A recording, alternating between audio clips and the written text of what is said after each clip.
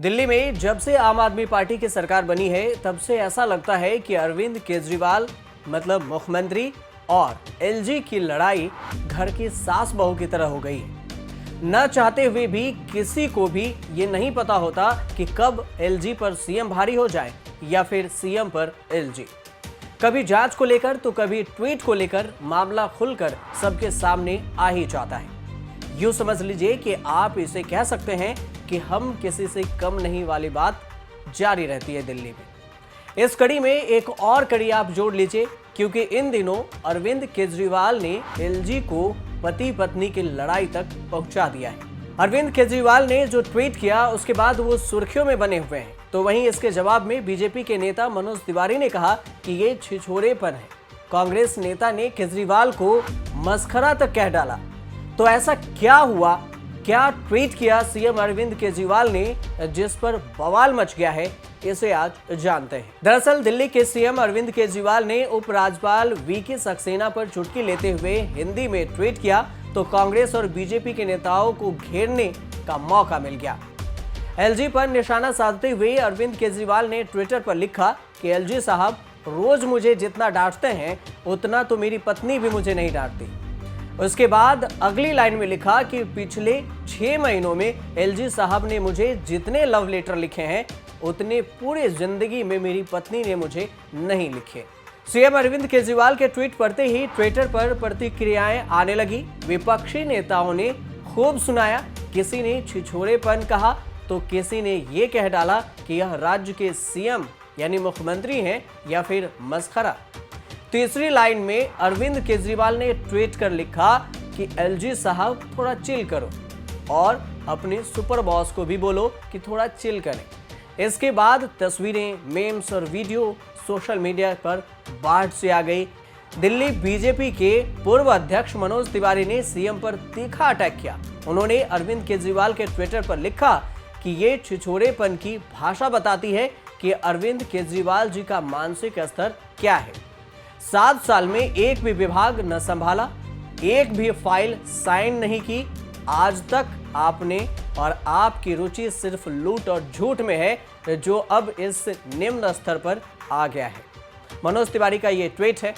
विजेंद्र गुप्ता ने ट्वीट किया कि आपने केवल यू टर्न लेने के लिए अपने बच्चों की कसम खाई थी। आप कभी भी कांग्रेस के साथ गठबंधन नहीं करेंगे। कोई आश्चर्य नहीं है कि अपनी पत्नी को डर्टी पॉलिटिक्स में खींचने में आपको कोई शर्म नहीं है। कांग्रेस नेताओं ने भी सीएम के ट्वीट पर कटाक्ष किया। कांग्रेस नेता श्रीनिवासन बीबी ने ट्विटर पर लिखा कि ये मस्खरा है या राज्य का मुख्यमंत्री। कई लोगों ने सीएम के भाषा पर सवाल उठाए हैं। कुछ लोग ऐसे भी थे जो सपोर्ट करने के लिए बीजेपी और कांग्रेस के भी बयान और फोटो शेयर करने लगे।